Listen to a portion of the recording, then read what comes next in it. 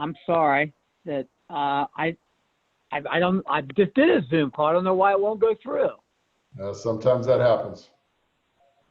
Artie, welcome everyone to OTA on the Air. OTA on the Air is sponsored by Transport Services, which is a full-service semi-trailer dealer with locations in Cleveland and Columbus. Since its inception in 1976, Transport Services has grown to over 80 employees and continues to expand. Transport Services focuses on bringing their customers value by offering trailer rental, new and used trailer sales, mobile repair, over 30 service bays, and a parts distribution service. For more information, go to transportservices.com or contact Brian Brook at 330-573-0401. And again, welcome everyone to OTA in the Air. And Congressman Balderson, welcome to you, and thank you for joining us today and taking some time out of what I'm sure is an extremely busy schedule this time of crisis to join us. So thank you for being on.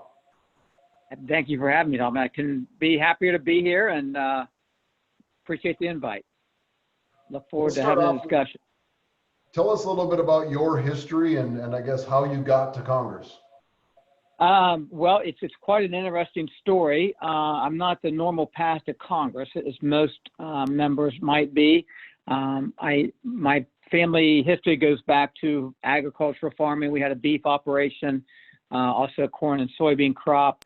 My grandfather started a automobile dealership in Zanesville, Ohio.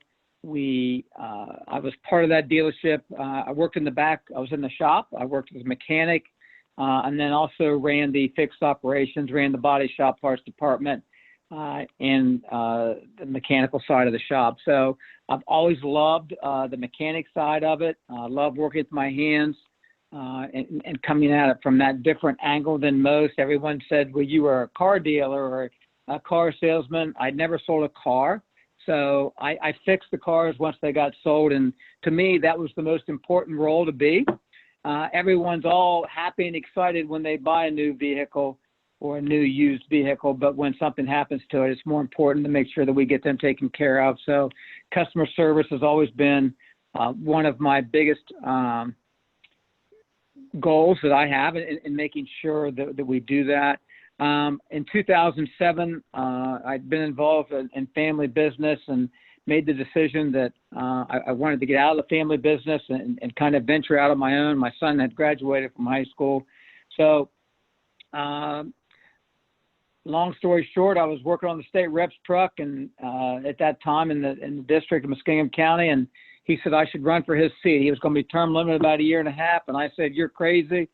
Never been in politics in my life. I was working on a couple other issues, but here I am today. Now I'm a member of the Congress. I ran for state representative in 2008. I won that race.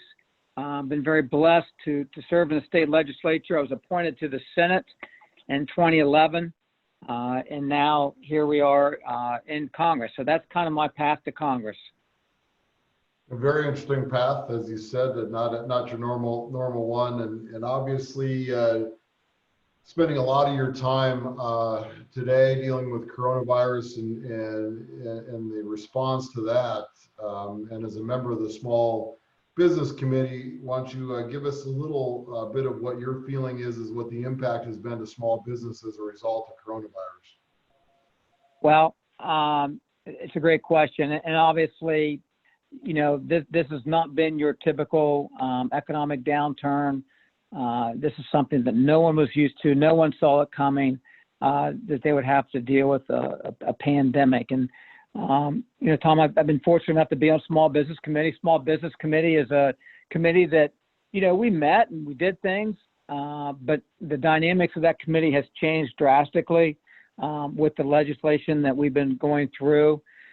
My dealings with small businesses in the district, as I've reached out to them and helped them and wanted to be a part of the solution for them. And just, I think I gave a pretty good view, maybe a little different mindset than what the normal congressperson would go into it, having been there. And I know the sleepless nights that they can bring up and making sure that you meet payroll. And sometimes, small business owners and, we have people have the perception that, we want to provide for our employees. I mean, they're the most important people in our building to make sure that we get those customers and get those customers coming back. So we took a lot of the things with the EIDL program and the PPP when we were going through that legislation. I try to take as much from my community and my district, from small businesses, as how we should go about this, and just kind of guide them. So businesses right now, we're doing a back to business tour in the district. We started a couple weeks ago. Businesses are very excited to be open again. They are providing a safe environment for their employees, but also for their customers. And they want to stay open, so they're doing everything possible so they can stay open. I think they want to be responsible, and they will be responsible. So talk a little bit about what Congress has done in reaction to coronavirus, and I guess a little bit of your opinion of how effective that response has been. I think Congress has actually had a great response. I'm proud for what things we've been getting done. We've been working, the CARES package was the first thing. We're up to 3.5 packages that we have put out now. And I think we've worked in a bipartisan manner. It shows you that can be done and how successful it can be to get things passed. And I think that's been vital because we have to set the tone for this country and show people that we can do this, we can come together and get things done because we know how important it is to this country, this state, and this district that we act in a manner that does get things done and get these packages out. And whether it's getting funding for hospitals, whether it's getting test kits out, whether we're working on, played a major role in the sterilization and decontamination of PPE products, which were a great shortage, working with Patel and the FDA, and the administration came through and we got those things done. So I think Congress has been effective. Have there been some bumps? Yes. But we're working through those. I just co-sponsored and passed, and it was signed in by the president last week, the extension of the PPP. We were really excited about that. It's now going to go till August 8th. We have approximately about $130 billion left that people can still get access to. And we're going to do everything that we can to make sure people know how to go through and get that. The one thing, there's still some things out there that are concerned for small businesses. It's kind of like what the forgiveness is going to be. So those are some of the things that we're working on right now. I'm trying to really focus on that because, look, any small business owner, any operator, we don't want uncertainty. That's our biggest fear. So we want to make sure that we give them some sort of certainty as to how this forgiveness is going to happen and what the rules and regulations are going to be. So I think that's something that's going to be in the next package as we move forward. Obviously, the other big impact that I think that Congress passed was the stimulus package bills that were sent to the Americans. I know it made my parents very excited. They're both on Social Security, but just having, business owners even talked about that too. I went to a couple restaurants. In fact, my story with one restaurant, I was getting takeout, Longhorn Steakhouse. I'll throw the name out there even. And I know the general manager there, and the place was packed. And I said, holy cow. I mean, did you plan on this? I said, what drew this? And he says, Troy, everyone got their $1,200 checks today, or a lot of people did. And we're booming. And I didn't call enough reinforcements in here to even handle the amount of people that we have. So it was exciting to see that.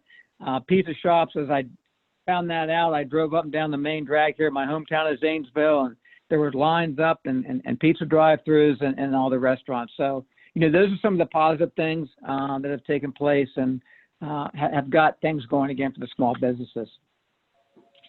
Well, on that, I guess, how does the U.S. economy continue the recovery? How do you see that playing out? And I guess, what do you feel is the appropriate response by Congress to support that recovery?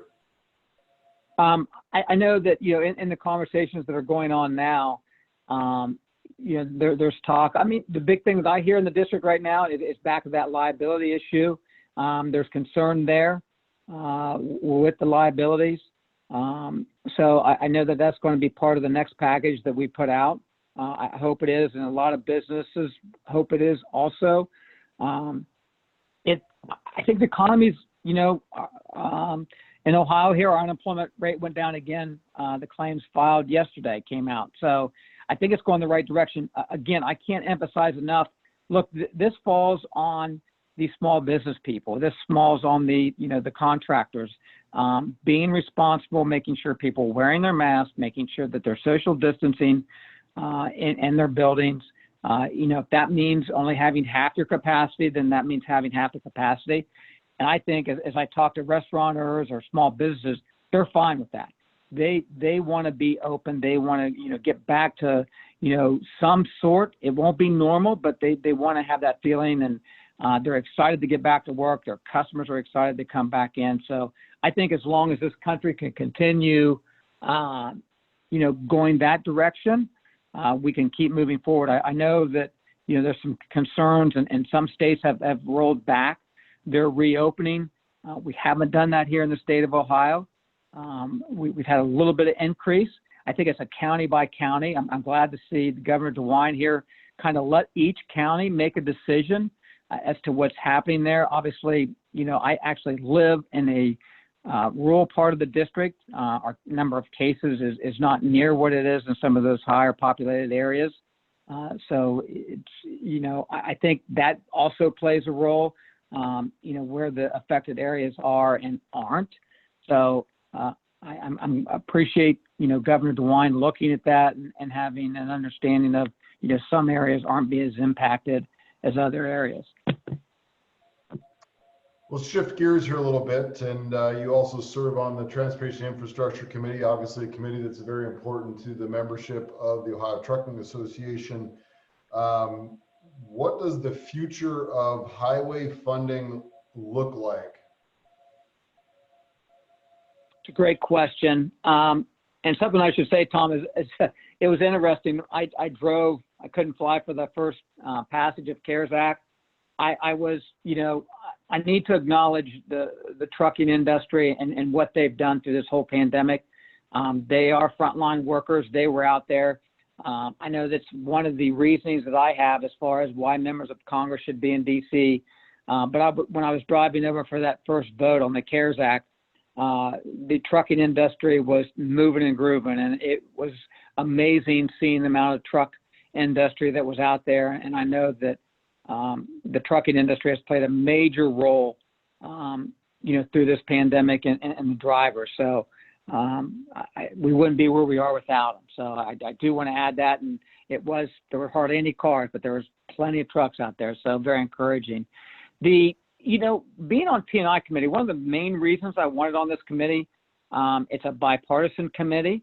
Who can agree to make sure that our roads and bridges aren't safe to travel on, and make sure that, our trucks can get through and down them very safely. In the very beginning, we were addressing things and looking at other ways how we can fund our highways. And it's something that I talk about in the district. We raised the gas tax and the diesel tax here in the state of Ohio for the transportation budget.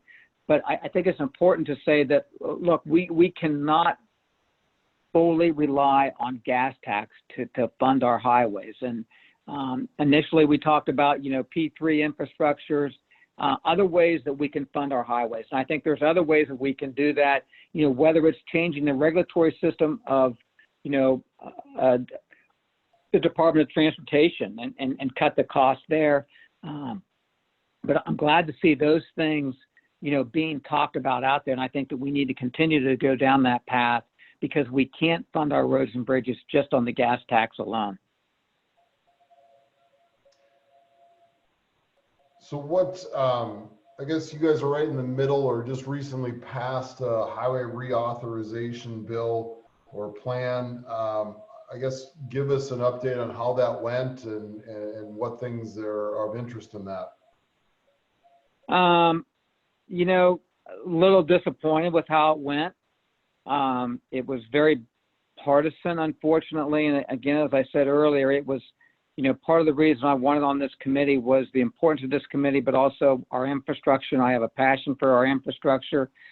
You know, the Republican side of that committee got no opinion or no voice when that bill was introduced to us about a week ahead of time before we actually did the markup.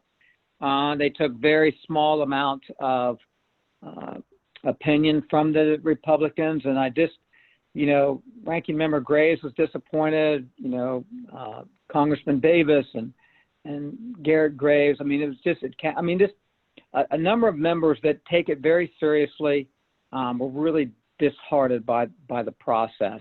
I'm sure some of you saw it actually happen. We did it virtually. I was actually in the committee room. I felt it was important, again, as I said earlier, that, you know, truck drivers are the frontline people. We needed to be there as Congress. On the front lines also, again, same concept that you can take from a small business that's opening, we can do in Congress, wear a mask, socially distance from each other. There's definitely precautions that we can do. So it was, you know, a tough process to get through from a virtual standpoint. Took much longer than what we thought, but I really thought that we could, you know, move forward and get some things done. The bill's not going to go down that path. I don't see it going further. The Senate has a package that they're doing. You know, we'll kind of follow that package and see how that goes. The needed things that were in the reauthorization, a lot of it did not address the concerns that I had, you know, what we needed to do with our roads. So, you know, disappointed. Hopefully we can get a Senate package and kind of look at it. And you know, I think there will be some alternatives that we can look at.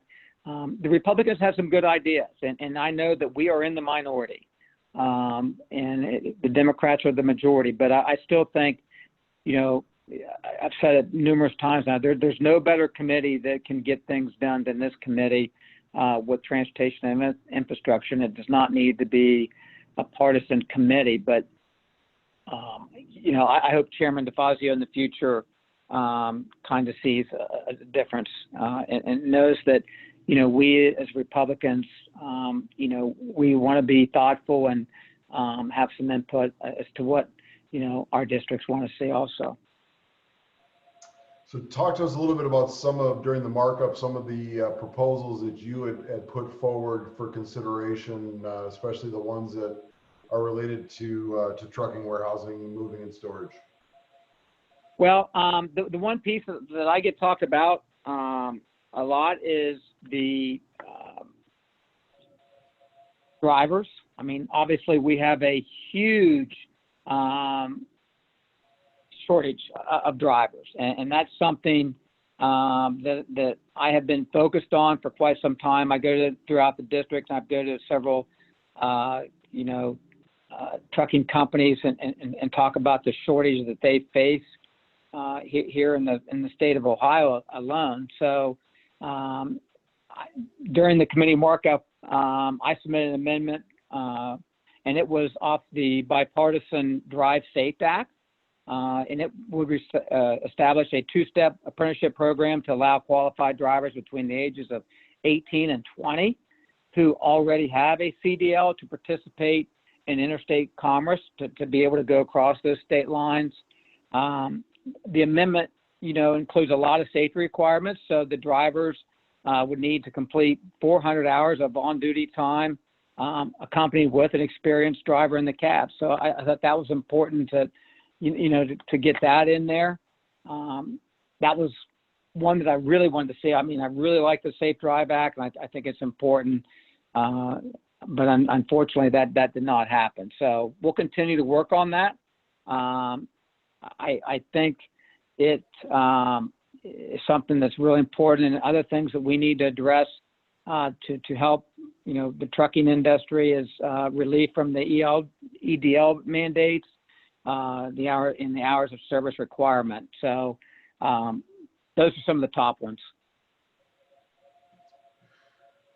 So also, what are some of the other things that that Congress still needs to address in the highway bill, or things that were left out in your opinion, especially trucking stuff? Well, especially trucking stuff. I mean, I'd love to get that Drive Safe Act piece in there, that amendment. I mean, I think that's a big deal. I still think we need, we need to address the safeties that's out there, and again, going back to those ELD requirements and the hours of service. That's something that, again, I hear more about than anything. I think those should be the top things. The Democrats, it really did not include anything meaningful with the trucking industry. So I think it's important that we do that. The time frame, for these, these off-duty or short-duty haul operators and what they have to go through. I just really love to see something move with that. I hear from, if I go down to the livestock sale barn, and I see the cattle guys down there and that haul cattle and livestock. I mean, that's the top thing that comes to mind to them when they say, "Hey, Troy, where are we on this, or what's going to change on that?" So really want to hyper focus on that too. So I guess the always the big question when it comes to the highway bill is a lot of this is policy-based stuff and policy-based discussions, and the finances seem to come secondary. I guess the question is, how does all this get paid for?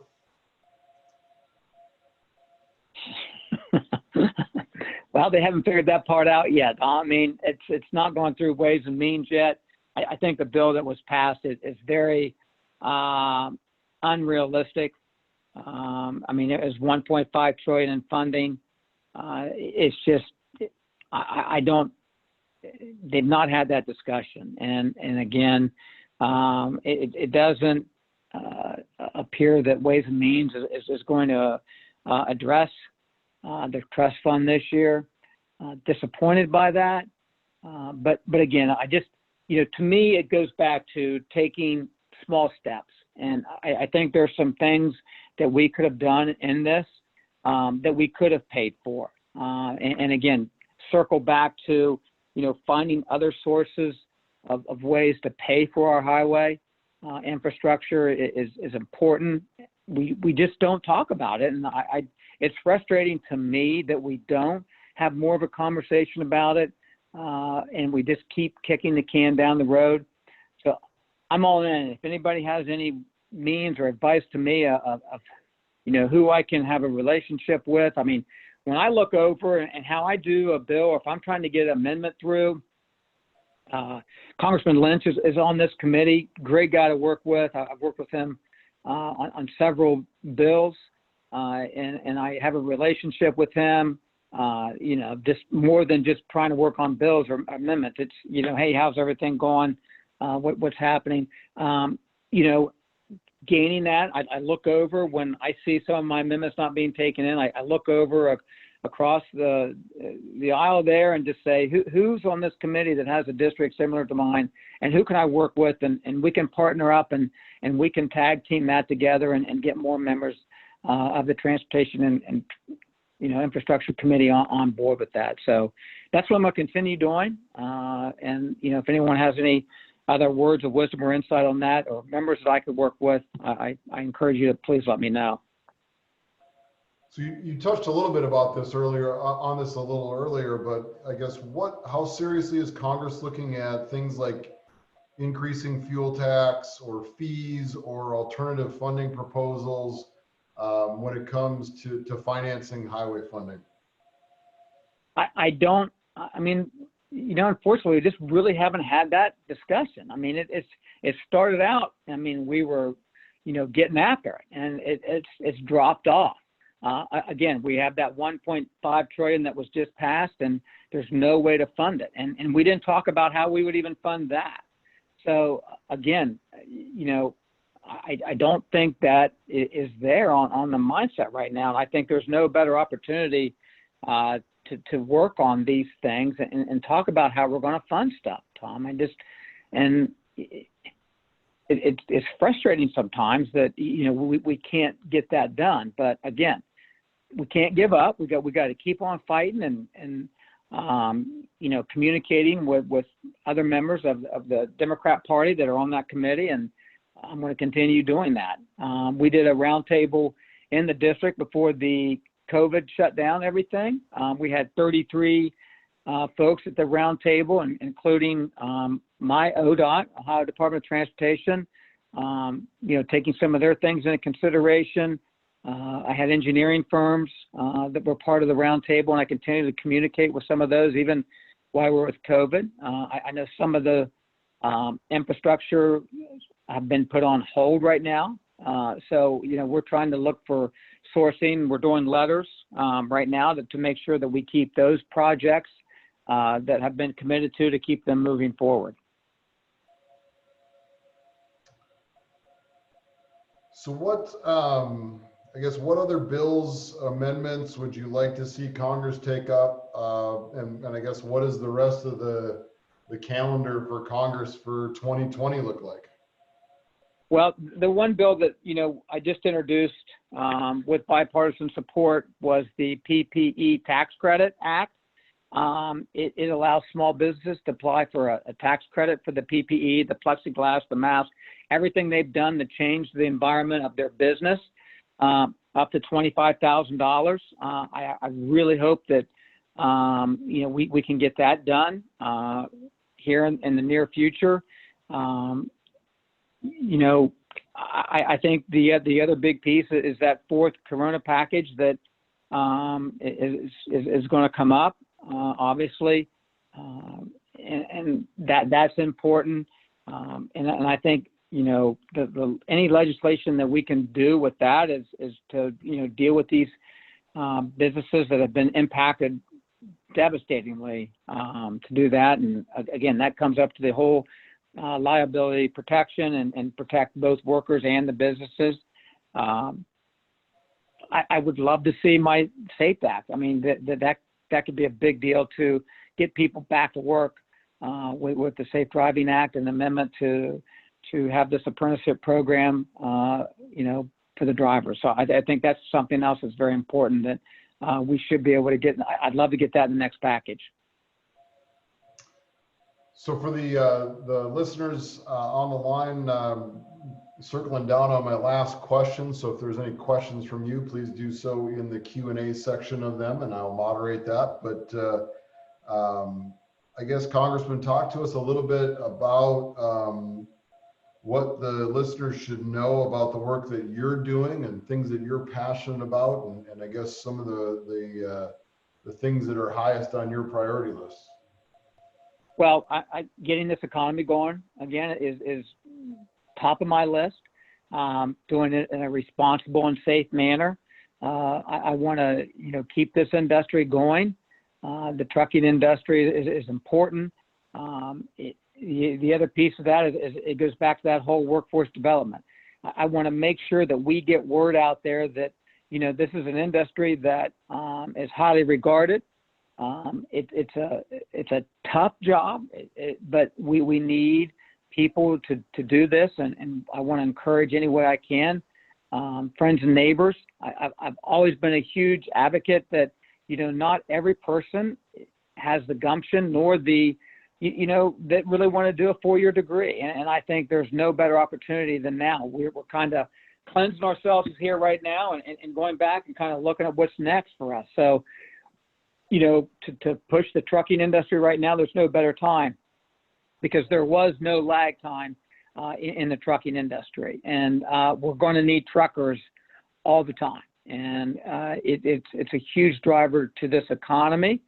And so we talked about it. I did a podcast the other day, and we talked about the gentleman had CDL drivers in his business. And we talked about the need that's out there and some of the things that we can change to make it easier, for truck drivers to participate something that's big. I mean, we have the veterans groups that are out there that are coming back from serving the country. God bless them.